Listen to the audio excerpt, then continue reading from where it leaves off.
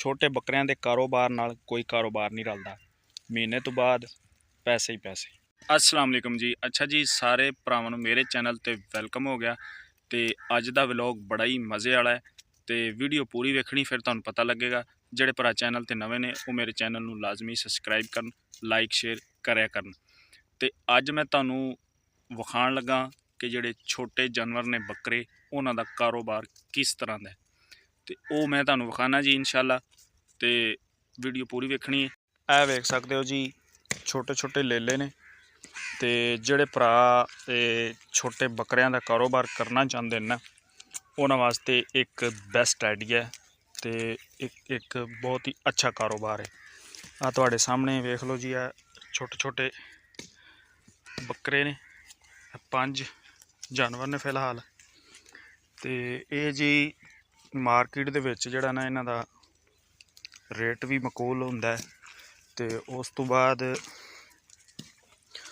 दूसरी ये वेख लो तुसी भी इन्हां दा जिहड़ा ना रेट तुहानूं बिल्कुल जायज़ मिलेगा।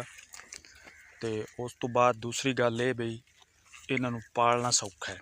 आ वेख लो तुसी, आ फिरन डे ने, बिल्कुल फ्री ने, कोई इन्हां ते खर्चा नहीं है। सिर्फ एक टाइम जिहड़ा तुसी ना वो इन्हां नूं देना है ताकि झट फिर लैन। ए वेख सकदे हो, ए फिरन डे ने, ए वेख लो चरदे ने पे।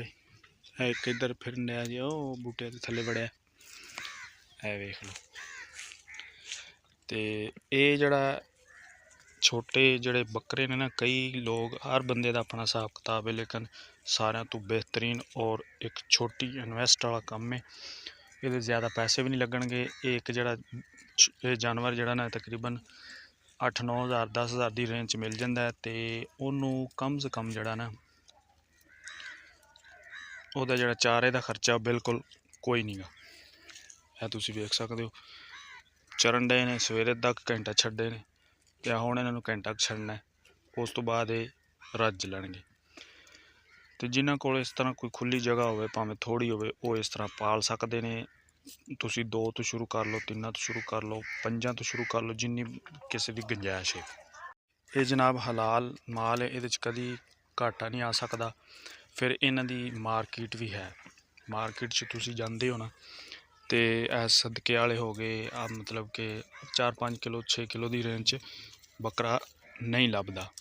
तो फिर इन्हां दी तेज़ी हुंदी है। ये जनाब एवें मिनट लगदा तो विक जांदे ने। तो ये तकरीबन एक अगर तुसी 1.5 महीने का प्रोसीजर रखदे हो ना, 1.5 महीने दे विच तकरीबन तुहानूं एक जिहड़ा नाग है ना, वो 3 ਤੋਂ 4 हज़ार रुपया तुहानूं छड़ जाएगा। अगर तुसी 10 लाए ने तकरीबन 80 हज़ार दे, तो वो महीने तो बाद 1,10,15 दे 20 तक भी विक सकते हैं, भी 35-40 हज़ार तुहानूं छड़ जाएंगे।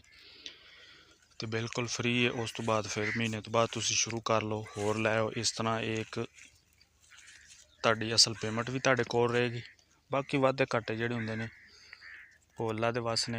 तो ये बिल्कुल ही एक छोटा जिहा कारोबार दा आइडिया सी, वो मैं तुहाडे नाल शेयर किया। इंशाअल्लाह उम्मीद है तुहानूं बड़ा पसंद आएगा। तो अज वाली वीडियो दा इत्थे एंड करने इंशाअल्लाह। फिर एक अच्छी वीडियो में तुहाडी खिदमत च हाज़र होवांगे जी। अल्लाह हाफिज़।